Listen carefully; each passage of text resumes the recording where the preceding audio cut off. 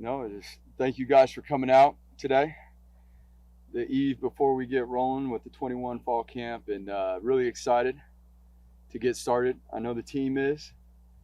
They've worked tremendously hard this, not only this off season, but in particular this summer, and growing from the springtime and coming out of the spring and really looking at the things that we need to focus on, emphasize on, whether it be from a mental standpoint, a physical standpoint, an operation standpoint, not just on the field but off the field, and all those things. And the staff and the team has done a really good job this summer in growing in those areas. It's a night and day difference from when we started in the summertime to where we're at now. So we're excited to get the team on the field together, get out there, and be able to get that football out and learn how to secure it, learn how to take it away, learn how to get it to each other by either throwing, handing off, blocking.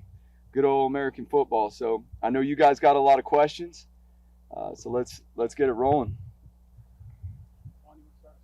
Sure, Coach. Any additions or subtractions to the roster you want to announce before fall camp? So we'll release the roster later this afternoon, and what will come with that is statements on additions to the roster and or any subtractions that may have taken place in springtime. So that will come out a little bit later this afternoon. So we'll knock all that stuff out with the release a little bit later today. So you mentioned a couple of times one of your top priorities is building dependable depth on both sides of the line. Yeah. Where are you with that at this point, and what do you want to see out of those guys in these 29 practices? Yeah, there's no question. This game starts up front. The mentality and physicality that is created up front through the course of camp is everything. This is a physical game. The physicalness and the mentality of which we want to play here is going to take a great deal of depth that is not only created in the meeting rooms and how we teach fundamentals and techniques that create that mentality, but then how we carry that over onto the field.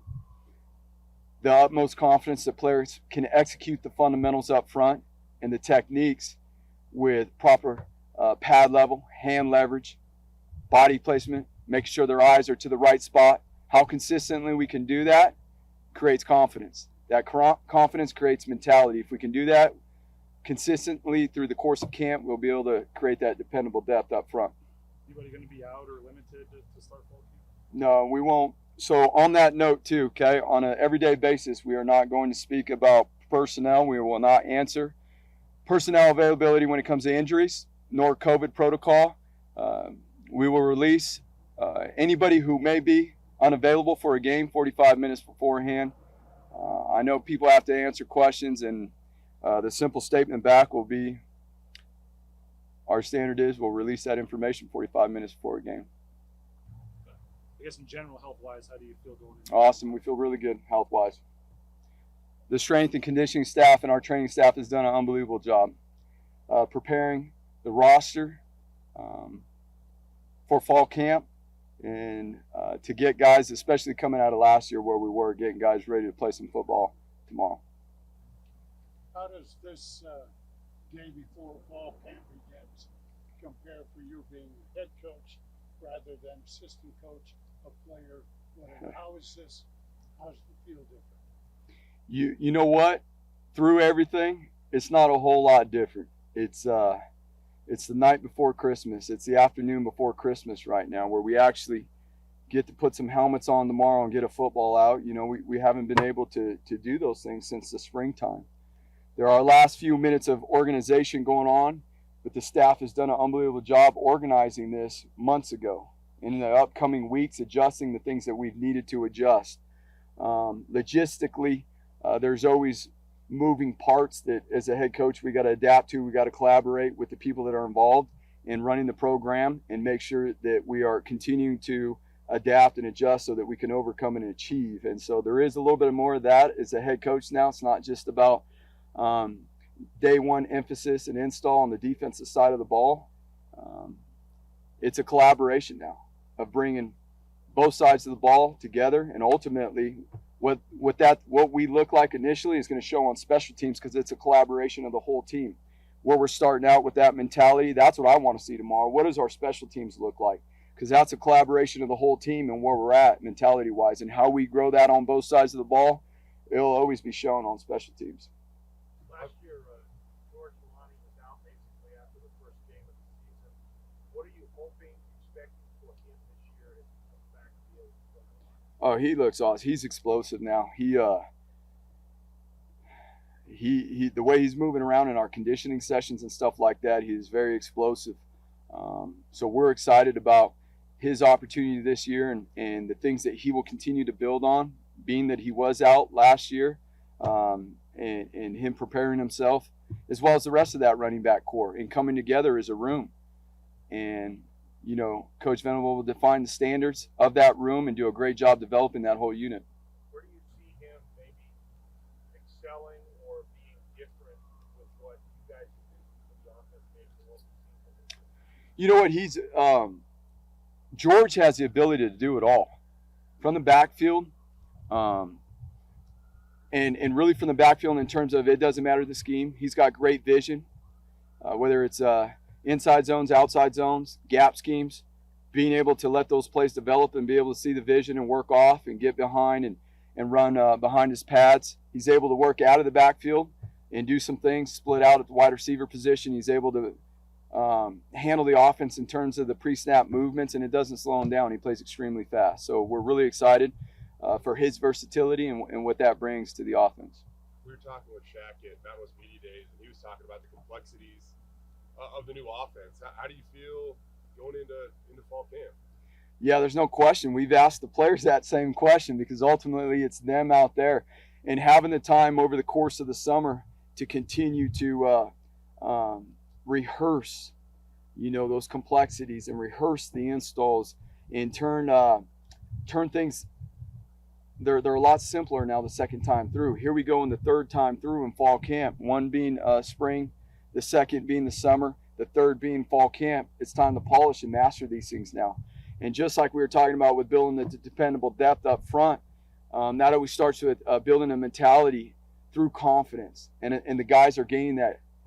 When you ask them, you can see it. They automatically smile right away. And when the guy starts smiling and has a good vibe to him when you're starting to ask him how this second time through and how he feels about going into the third time, you know, through the installs, it's an awesome feeling. I was going to take a shot when it comes to your quarterback competition.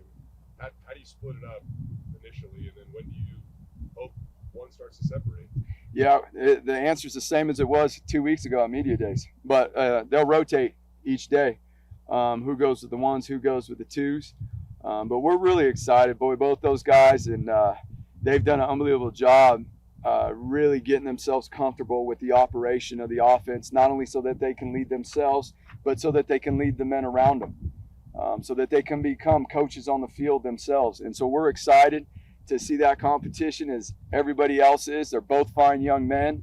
They will both do a good job. And, you know, as always, the competition on the field will tell us the timeline and what that looks like, and as well as, you know, a young man like Taylon Green, who is an exceptionally great young player that we're really excited about. And, you know, so overall, as the room looks, you know, you guys will see later when it gets announced, we have added you know, a couple guys to that room as well. And again, those statements will come out on who those people are in fairness to the guys that have been here and talking about the start of fall camp tomorrow and focusing on the guys that have been here through the course of the year and or their careers. You know, we'll put some statements out later so that you guys can get to know who those guys are and where they're coming from and things like that. The corner position, obviously, you brought in some guys. And Yeah. How important, I guess, is it to going to be able to find two guys that are, you know, quality guys to replace all league guys, and especially to play an offense like you are right out of the gate? How important is that battle going to be this fall? Yeah, BJ, there's no question. That's a pivotal position. And it's a very demanding position, both mentally and physically. And so the process does not start tomorrow. That process has started, and we've got guys on the roster who are biting at the bit for their opportunity and their turn, who have done a great job throughout the course of this year up until this point, and they'll get the opportunity to continue to compete. We've brought guys onto the roster who we feel that will help us at that position. And so tomorrow when we get out here, we'll mark the first day when we get to see them all together in that competitive setting. And we are the wide receiver core. You know, it doesn't matter if you're a DB rolling with the ones, the twos, or the threes. The wide receivers are deep now. So that competition is going to be real. And there's nothing better than competition when it comes to fall camp, because that's the motivation every single day when we get up and we're sore, we're tired. In regards to what Coach Katie and the staff accomplished this summer, what were you most? You know, it starts with the mental. There's one thing, and we can go into some of the things. I'll share a little bit about the physical gains, but the mental gains, how the guys respond, how they respond to certain challenges and or adversity that were created into the workouts. Earlier on this summer when we started, those response as a whole collectively and individually sometimes weren't very good in the first couple weeks. At the end of the summer, they were asking for the adversity.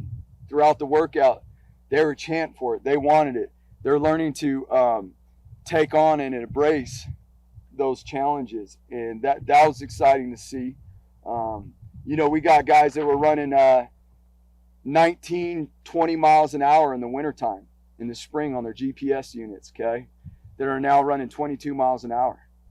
Guys that are flying up these decks and going the same speed right down and getting ready to do it again in terms of them being in shape, their explosiveness, and then to be able to do what they did in the weight room in terms of moving weight and being explosive while doing it. It's very exciting. The strength and conditioning staff did an unbelievable job, and now it's time to go put those gains to work tomorrow. What was the last day of decks, and how many did they get up to at the end? So the last day of decks was last Friday. We ran decks on Friday, and the way we did it, it was a little bit different this year. There was a certain time that we had to make it up those decks and touch that wall. And we're emphasizing not only the conditioning part and the mental aspect of going up those things, and when we're talking about, if any of you have gone and stepped bleacher to bleacher up there, it's a little bit different than walking the steps. We are training explosive athletes. We are training to gain the explosiveness, the rate of force in which we apply when we're running. And so there were certain times that, depending on the position groups, they had to make it up in, and the final count was we got to 14. And then we proceeded to go in the weight room and max out after, and guys hit personal best in the weight room after hitting those 14. You're at a special year last year. Where do you think he can improve, and how do you see him fitting into your offense? Yeah, there's no question. I mean, again, his versatility and what this offense calls for, you know, from a slot wide receiver, and the versatility that goes with that, it's a perfect fit. His offseason pars with some of the things that we just talked about and the gains he's made. But not only that, I mean, the guy's a tremendous leader. Selfless as they come. I mean, he is about the team in every single way that you would want a guy who's you know, in his position. Not only is productive on the field, but is productive as helping his teammates. So both on and off the field, we're excited for what he's going to do this year. What's your plan to get better as a head coach? A whole lot, starting from how we get up in the morning and how we communicate. How we communicate and how we ourselves, myself, how I respond to the challenges every day that come up, and how I create solutions with the people around and relying on the people around to put the best opportunity forward for the team to grow. And it will be an endless pursuit of that every single day. The players come here and compete every single day in the meeting rooms and on the football field. Our jobs as coaches is to compete every single day to create an environment where people can grow and thrive. And for me, that's going to be a growth process that we'll take learning from spring ball and apply what we learned in spring specific to the team, because what it calls for is specifically the team's needs that we have currently. And that's changing. Next year will be different. When we go into spring ball next year, it will be different because the team will be different. On the D-line, you've gone from razor thin last fall to the appearance of dependable depth now. How has that process come together? Yeah, you know, we got to continue to build on that too. You know, we when it comes to the fronts, as we spoke about, you can never have enough. And you know, where that starts is developing these young men's bodies, preparing these young men's bodies, teaching them the proper fundamentals to play with, like we spoke about, and then obviously them being able to execute those fundamentals and techniques with confidence, to be able to play with a certain mentality. And we've made strides there, but we have to make a huge jump, you know, in the next couple of weeks here. You mentioned at media days about how the new process this year where you have to go more practices before you can get into full pads and all that stuff. Yes. Other than that, like, what will we see any differences from a Andy Avalos, fall camp compared to what we've seen here in the past? Or Some of the progressions may be different. The way fall camp's laid out, and yes, it is a little bit different with how many helmet practices we must be in, how many full padded practices we can be in, and then how many shells are up or shoulder pads and helmets. So like anything else, I mean, we're adapted and adjusted in this game in a whole lot of ways with name, image, and likeness and some other things that are going on. And so ultimately what it does is you really got to fine tune the certain situations that you are putting into fall camp on certain days. When can we get to our first scrimmage? What practice number is that? Okay, how are we spacing those things out and making sure we're getting the work we need to improve from the first scrimmage into the second scrimmage, keeping in mind we only get so many so many padded practices. So those things are playing a new role, not only for Boise State, but obviously for everybody. Andy, last year protocols were such a talking point. How close are you guys to kind of just operating as you once knew it, or at least does it have the appearance of it in there, I guess? We're not close. And this is a real topic of conversation. As much as we all want to move on to whatever the new normal is, closest to what it was prior to the pandemic, we're not there yet. One of the biggest opponent we'll have this year is making sure that we handle our COVID protocols. It's still a very real situation. We have to be very mindful of the decisions we make if we want to put our best foot forward and keep ourselves in a position where we can continue to grow every single day and compete. The protocols and the pandemic will play a role this year in college football and how people handle that. But everybody's handling it. Everybody's got to handle the same things. So we will see that there are certain protocols, and again, I apologize for some of those up front, but those are the things that we have to do. Like we spoke about, responding and putting the best things forward so that our football program could continue to be safe, grow, and thrive every day. We will continue on with numerous protocols. There's been a big vaccination push by the conference. Since media days, have you guys had a team event, or maybe has there been a vaccination drive on campus that the players have been able to attend? There has been multiple on campuses. We feel like our numbers have improved since media days. Our numbers are continuing to improve that way. So, in due time, guys have had the opportunities to make a decision. But either way, whatever we decide to do, there are protocols that we will operate by. There are protocols that we have to live by. And again, if we decide to get vaccinated or we don't get vaccinated, whatever decisions we make, our self-discipline and our commitment to what we're trying to do here, we're going to have to take that into consideration to hold these protocols every single day. And it's not just when we're here in and around our facilities, it's also when we're outside the facilities. The NFL, like there were different colored wristbands at practice if they're vaccinated or not. I mean, I know you have a lot on your plate, but do you have someone that's going to have to have the checklist of who's not vaccinated, who has to wear the mask? How are you going to handle all the different protocols for different people based on if they are vaccinated or not? Well, there are some certain protocols that obviously are getting put in place by the local health officials. There's some of those. There's some in place by the conference. There's some in place by the university. We put them all together, and that's where it becomes a great deal of work that, it's not strategizing defense anymore. It's strategizing this stuff to put us in the best position to keep everybody safe so that we can all continue to grow and thrive. And we do have a system of checks and balances in terms of who's responsible for understanding and knowing who is vaccinated and who isn't. And it's not for a matter of separating or anything like that, but from a standpoint of making sure that we are able to stay within protocol and allow ourselves to grow forward. That is an everyday process. That's an every morning process. That's every night and all the hours in between. Have you had a conversation with the players about the competitive advantage that being vaccinated can be?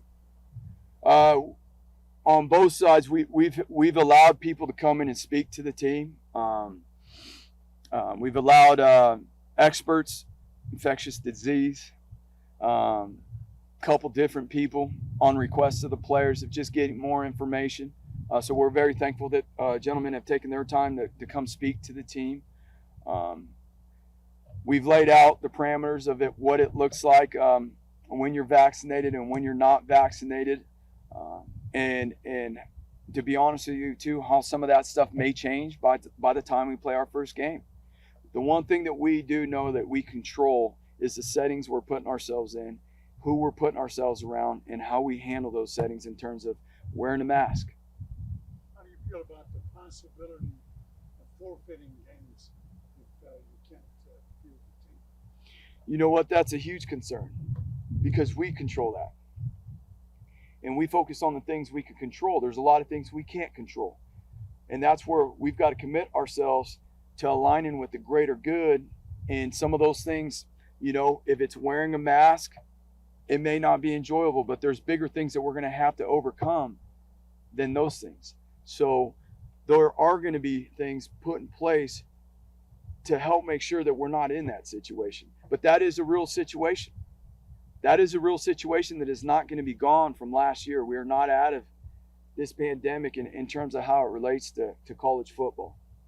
All-American, you know, special teams guy in Avery Williams. You look at the return game. How do you look at, you know, who's in the mix there, and how do you try to find? How important is it to find the next kind of game changer on special teams? Well, Avery's a special guy now. The person is a player from the first time he touched. You know, he caught his first punt right there and housed it back over here. Now there's guys on this team, on this roster that are very competitive, and they'll tell you they're very special too. And they're looking forward to competing to see who's going to get to try to fill those shoes. Guys like Khalil Shakir, you know, Steph Cobbs, CT. And so there's a whole host of guys that it'll be fun to watch those guys compete throughout fall camp too, because they're all very confident that they can do it. Is the UCF game going to be kind of a thread throughout fall camp beginning tomorrow, or are you going to just concentrate on first things first and really get after that a few weeks in? No, it's all about us. It's all about us right now. The first couple weeks, 2.5 weeks, will be all about us and how we grow and how we come together, how we accomplish, you know, our camp objectives that we've got laid out, and that's what we will focus on.